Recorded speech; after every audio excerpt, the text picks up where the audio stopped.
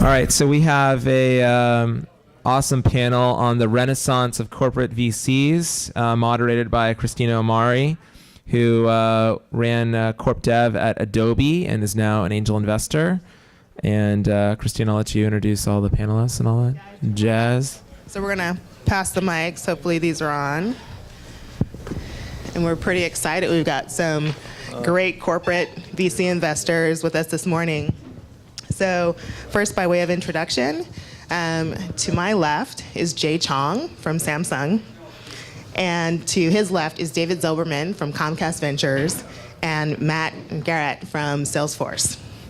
So we all know that corporate VC is on the rise.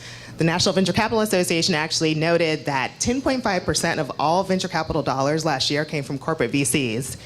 And that is a tremendous increase over the last 5 years. So corporate VC is back, and these guys are going to share their thoughts with us this morning. So first, guys, we know there are tons of different models for corporate venture, and I think each of your firms has very different models. So why don't you give us a little bit of sense for each of your firms, how you think about venture, your philosophy, and how you make investments. So David, do you want to get us started? Sure. So Comcast Ventures is, as you can imagine, the venture arm of Comcast Corp. We are a traditional venture fund in the sense that we evaluate businesses based on financial merit. We invest based on our belief in the company's ability to return capital. And we are compensated with a traditional carried interest model. The unique aspect of our fund is that we have one limited partner, and that's Comcast Corp. It's one very big investor in our fund. We've been in the venture business since the late 90s, about 15 years into it. We deploy about $100 million a year or so in a wide variety of businesses. We, as I mentioned, evaluate them based on our assessment of the financial merits of the opportunity, but we also look at it from the perspective of, could we, as partners, as board members, add value to these businesses to advantage them relative to their competition? And obviously our ability to help these companies is through the platform of Comcast and NBC Universal, that we could help with either marketing, distribution, a vendor relationship. And so we try to look for those opportunities, but we don't require any kind of business sponsorship or business approval to make the investment. It's a traditional 8-person partnership. Thumbs up, we invest. Thumbs down, we don't invest. It's a pretty straight model in that regard. And our areas of focus are quite broad by design. It's everything from communications and digital media and advertising and content and gaming, all the way to things like healthcare, that, again, most people may not assume to be an area of interest for Comcast, and it may not be, but it is for us on the venture side. Great, Jay. And Samsung has made some really significant announcements in this space. So share with us a little bit more about how you guys invest. Yeah, so Samsung Ventures is a little bit unique. A lot of ways it's similar to Intercapital, which is probably the biggest, corporate VC. One is a couple of key differences. One is Samsung Ventures is an independent company. It's a separate legal entity, so it's not a business unit or a division of Samsung Group. It's a small, less than 60 people, but we are a peer company to Samsung Electronics. That's one. And second is, we raise money, okay? Although most of the money is coming within Samsung, a small portion of the money coming outside of Samsung as well. And we have two types of funds. One is a strategic fund, and the other is a financial gain fund. Financial gain fund is just like Comcast and, similar to typical institutional VCs, right? Primary goal is to make money. And the other, little bit bigger fund is a strategic fund, and we always look for strategic angles, and we work together with the business units to make an investment decision. And in terms of the investment-related stuff, we are very flexible. Okay, we are stage agnostic. Even the check size can be very small to very big, and it can be very big. So, last year. What's very big now? I mean, for example, right? Sometimes, like, if business unit is really interested in the company, they want as much stake as possible, so they may even co-invest with us, right? So last year, the company I invested, I led around and I invested 15 million, and business unit actually wanted me to make cut a bigger check, and they wanted to co-invest, but I had to stop them, right? So, last year, okay, so one is 15 million, and I just closed another deal, right? That is a seed stage, and it was 1 million. So we are pre-stage and dollar, agnostic. Yeah. Great. And Matt, for Salesforce? Sure. Yeah, thanks for having me. So Salesforce, I'm part of the corporate development team, and we do a mix of strategic investments, acquisitions, and what amounts to a lot of times is being business development. So I think we're very, a bit different than the others on the panel in that we're primarily strategically aligned. Obviously, we like to make money on the backside as well. And I see my job as when I meet with companies, I'm usually trying to meet some business objective, and whether that's through an acquisition or through what amounts to a business development relationship or an investment. I want to do what's most appropriate for the situation. But we have been very active investor. We have over 100 portfolio companies that we've invested in, and we've been doing it for a few years, and it's really starting to gain a lot of momentum, and we've had a lot of success in some great companies. So, but again, it's principally strategic. We partner with other financial investors, and we do seek for executive sponsorship. And what that ultimately does is it provides a lot of pull into the business, in that we'll help frame areas to invest in for the key executives, and we'll make recommendations. And in that process, the companies get to meet with all the senior executives and people on distribution and sales. And ultimately what happens is we form a really great relationship with that company. And in terms of the strategic benefit, that can take a whole bunch of different forms. We've acquired a couple companies, but that's not the majority of the strategic rationale for doing these. So, yeah. Oh, great. Thank you all for that context. But let's really kind of break this wide open. I mean, we know that for a lot of entrepreneurs, many of whom are in the audience, pitching to VCs is already a black box. Then you're pitching to a corporate VC. You don't really understand how your company or your startup fits in with what they're doing, or what the secret sauce is to get that investment. So can each of you guys kind of break this open for these guys a little bit more in terms of when they're approaching you or someone on your team, what's the best practice for really opening that engagement and getting more traction in the conversation? Is it leading with a sales and go-to-market integration, a product integration? What's really going to make the difference in getting the attention both from you and anyone else who needs a sponsor and investment in your company? So Matt, do you want to start? Yeah, so for us, it's not too different than a financial investor in terms of how we think about things. We do have our unique lens that we put on it, but first you start with where we tend to invest. We tend to invest more A and B, and we do a bit of growth. Seed is not a great fit for us. Generally, again, we're partnering with financial investors, and we want our capital to be used to help pull the company into Salesforce and help grow the company and provide strategic guidance. And so on the early seed stage, when the company is still very immature, that tends to not be where we play as much. But in terms of assuming the stage is appropriate, obviously it needs to fit into one of our core strategic initiatives. So having an understanding of what Salesforce does across our various products and business units is a key thing.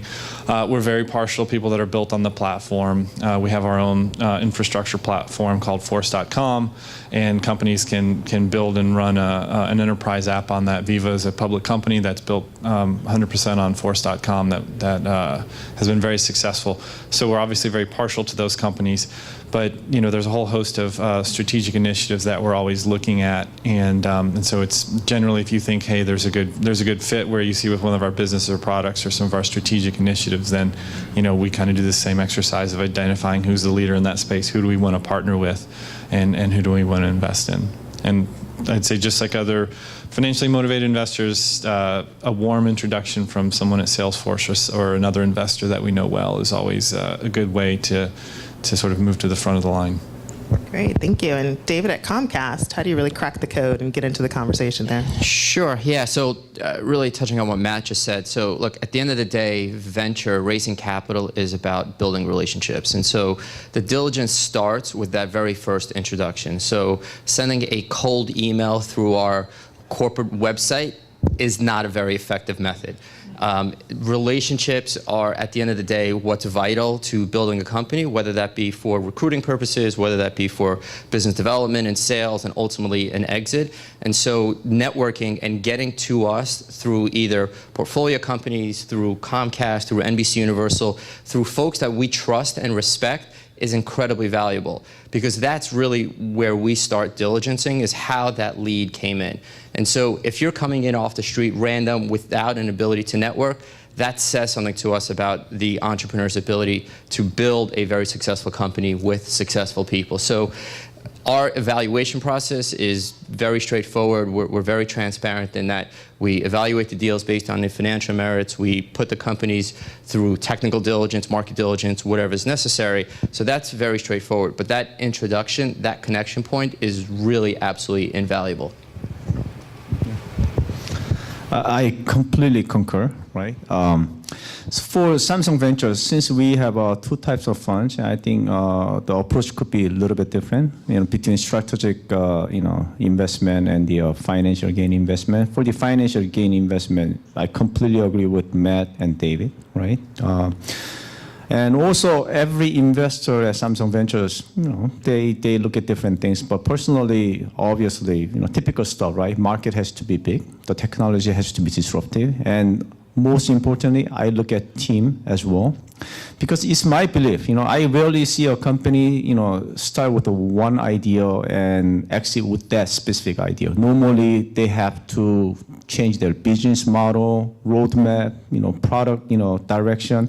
So it's my belief that if team is good, they know how to adapt. They can catch stuff early, what's going on in the market, and would make adjustments quickly. And that was the case with the one of my investments, C-Micro. It's a microserver company acquired by AMD. The team was very strong, and the board was very strong, and they were able to make right adjustments at the right time, and had a pretty good exit. And for the strategic investment, it's a little bit different, because main goal is not to really make money. It's more of helping the business unit or Samsung affiliated companies to be successful. And lately, what they are emphasizing is some technology or business model that can help Samsung differentiate, provide some uniqueness to Samsung compared to its competition, right? And one main reason is, Samsung has been quite successful with the smartphone, but as you know, all these, consumer products can easily be commoditized, just like the case with the PC and notebook. So more and more, Samsung business units are looking for some technology, some stuff that can bring some key differentiation compared to competition. So if you have that kind of solution, I think it's going to be an easy sell. That's great, very helpful. But I think a lot of the entrepreneurs I heard are thinking, well, I've got a great team, I've got a great technology, I can go pitch my company to a lot of private VCs. I mean, what's really the win-win here? So I'd love it if you guys could give some really specific examples, if you could name even the company and how partnering and receiving venture investment from your company really helped accelerate their business. I think it'd make it really tangible, really real as to why they should really even think about having a corporate VC partner in addition to their other VC partners. So, sure, I'll start. So I'll actually start by piggybacking on what Ezra said in the session prior, where as an entrepreneur, you should be looking for leveraging partners, and I think you used the term freeloading. And the way we look at that is your investors should be your partners. That should help you, obviously, with hiring and strategy, but they should also be the leads in helping you with business development. And that's a really great way that we, as corporate investors, could contribute, because our ability to pick up the phone and say, hey, we're with Comcast, Samsung, or Salesforce, could you take a meeting with our portfolio company XYZ, Fortune 50? There's a pretty good chance that they will pick up the phone if Salesforce calls and you're in the enterprise software company. If your investors are fund XYZ, who are they? Why are they calling? Don't bother me. You're looking at this purely from a financial perspective. We add a level of credibility just because of the name, and we take that very seriously, and we absolutely leverage that. And so one example to Christina's point is we're investors in a company called DocuSign, which is an electronic signature company that's doing very, very well, changing the way that people sign contracts rather than going from wet ink to a digital signature. And so from our perspective, we invested a few years ago. The company was doing very well, so I can't take any of the early credit. But because of our name, because of our logo, because of our ability to help, certainly within Comcast, to the point that I think Comcast is one of the top customers at this point, but also as it extends to other large service providers or other network operators, our ability and my ability to pick up the phone and call the head of procurement of one of the largest wireless operators in the United States and say, look, we're believers in this company. We've made a significant operational commitment and a financial commitment to this company. And so we've absolutely de-risked the platform, the company, and so we could really help the company excel in that regard. And there are lots of examples, and ClearSlide we're investors in, very similar dynamic, where we put our name behind it, we put our reputation, we put our capital behind it, and again, being that we're compensated based on the success of our companies, it's in my personal selfish best interest to try to help wherever we can, and a very simple way is to just leverage the reputation and the brand of Comcast in that capacity. Matt? Sure. So similarly, we help in three ways. We provide advice, we provide access and credibility, and it's very different for each company. So a lot of times we've invested in several mobile companies, and when we've met with them, we found explicitly how we could do sort of some custom integrations into our product. There's companies, we invested in a company, Level 11, that does gamification for sales companies, and they've done very deep integration on our Work.com sales performance management suite, and they've become sort of a core feature when you get that package with Salesforce. There's other times where we've just provide advice. There's a company in the customer success space, Gainsight, that we invested in, and what we did with them is they just came in and spent some time with us, with our executive team, and the company internally, our internal customer success team, just to understand exactly what are best practices and share best practices. So there's it takes a lot of different forms each time. Certainly with the credibility, particularly a lot of companies, this really helps when they're trying to close deals with customers, to mention that Salesforce is a partner. It gives them a lot of credibility in our ecosystem. It gives them a lot of credibility with our internal sales team. So I would say with most of the companies, it's different, and we work with them each time to find a way to help either pull them into the market or help influence their product roadmap. And again, just generally, they during the investment process, post-investment process, the CEOs will come in and meet with the relevant executives on a periodic basis and just kind of get an update on the product and how to better work together. All right, Jay? I think Samsung is pretty similar. We can, but one thing interesting about Samsung is that we are into pretty much every industries, every sectors. So because of that, we can be a startup company's biggest customer, or we can be a biggest supplier. So we can help the startup company in many different ways.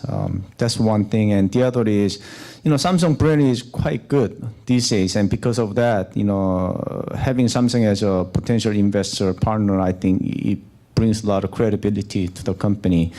And also one last thing is, I think Samsung can help market the company as well. For example, one company we invested, I don't know whether you guys are using Swipe, it's texting technology, right? Eventually bought by Nuance.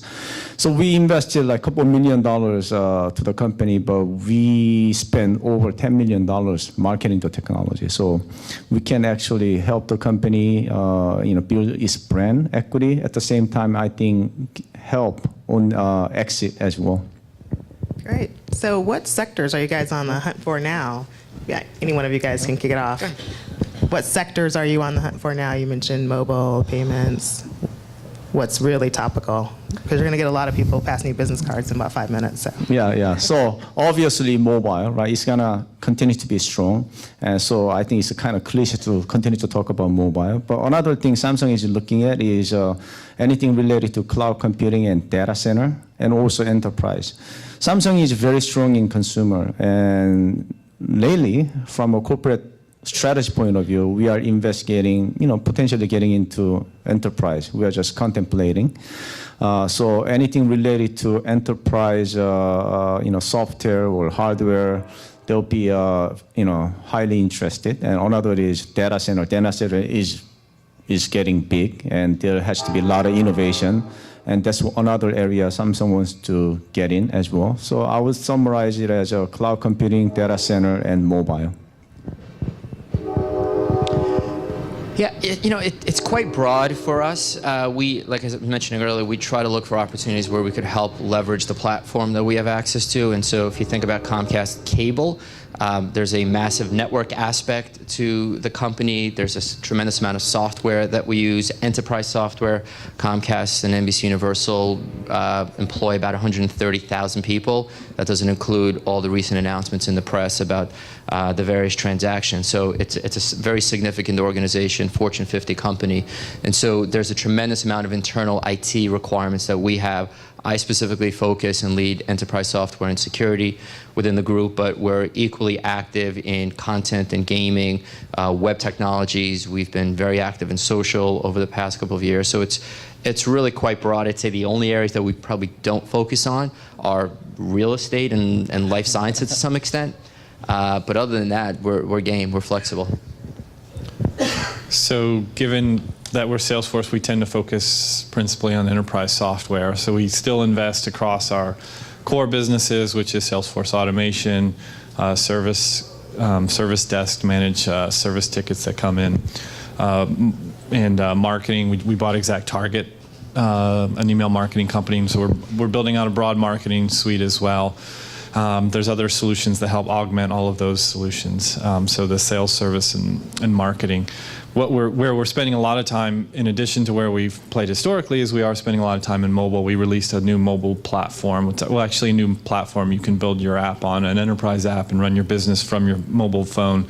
So we spend a lot of time on mobile, but also that platform extends to other devices, to where you can imagine a case where you have an expensive diagnostic machine in a hospital, and you go in and the machine's broken, and it automatically sends a signal, and then it goes into our service cloud. And service cloud, even before it breaks, and someone knows that it's broken, and they can send out a technician, and then you have additional software integrated into Google Glass. That's sort of the broader vision that we're moving towards, and we've actually done a lot of these integrations. So everything from mobile to other connected devices, we're spending a lot of time in. And then I'd say something across all of our platform is what I'd call predictive analytics and machine learning. And it's then how do you take the software, enterprise software that exists today, make it more predictive, make it more intuitive, so it understands what your needs, what your wants are. Right now, it's still very manually intensive, and a lot of manual data entry. And that's one of the challenges with these products is just getting people to enter the data. So to the extent you can automate that and have predictive capabilities. And I think those are the things that will allow more of the enterprise software to move to mobile devices as well. Because if you imagine, it's a limited amount of screen space. So to the extent that in search is a key part of that too. You have a bunch of this data. You have a little bit of real estate, so you need to be able to surface the most relevant information, find what you're looking for. So I'd say it's this kind of next generation of technologies that we think will really revolutionize enterprise software. And we also are spending a good bit of time in predictive analytics, business intelligence as well, being able to glean insights from the data that you do have. Awesome. Do I have any questions from anyone in the audience? Yeah, I'm curious, Charlie Brock of Launch Tennessee. I'm curious on your view and perhaps participation in the accelerator world out there, which is obviously just gone crazy over the last several years, and there's a lot of corporate involvement in accelerators. So I'm curious, are y'all involved directly or indirectly with any accelerator programs? Yeah, we've been involved with some. What we found are those that are more enterprise focused tend to work much better for us. Some of the more prominent ones, while very high quality, just didn't have the same sort of match with us. I think the accelerators is a great way for us to spend time with companies and learn what's coming up next, and to the extent we can help and provide guidance and introductions to influence those companies, that's great. We tend to not.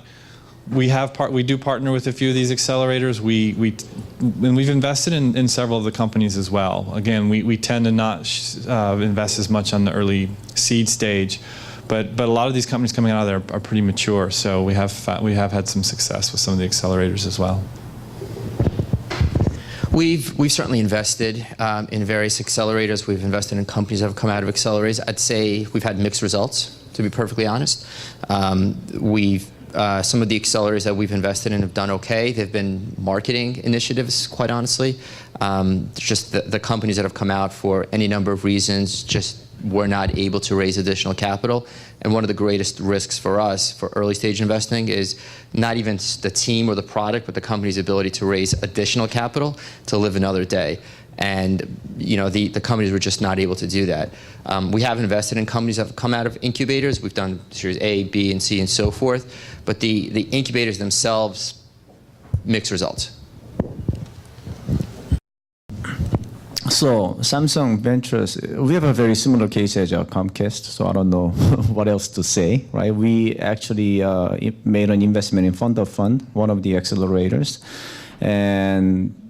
but we have mixed results as well, and we are kind of experimenting the idea of engaging with the accelerators and having some partnership there, but we don't have any strong history there. We don't have any strong direction there. It's just very early stage. We have some relationship there. That's pretty much about it. Yeah.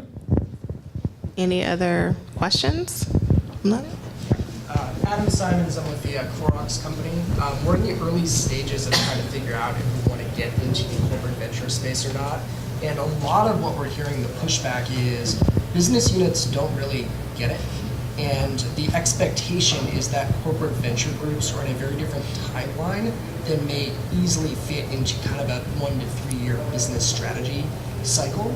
So how have you overcome those, especially, I guess, the two guys on the end that are operating a bit more in the strategic versus financial space? So Samsung Ventures has that specific problem even after 14 years. So the question was, the gentleman's from Clorox, and they're exploring getting into corporate venture, but obviously strategic planning cycles for large strategic companies is 1 to 3 years, which is very different from a venture investing time frame in terms of generating return. And so he posed the question to Samsung and Salesforce in particular, since they're more focused on strategic investing, as to how they think about that problem.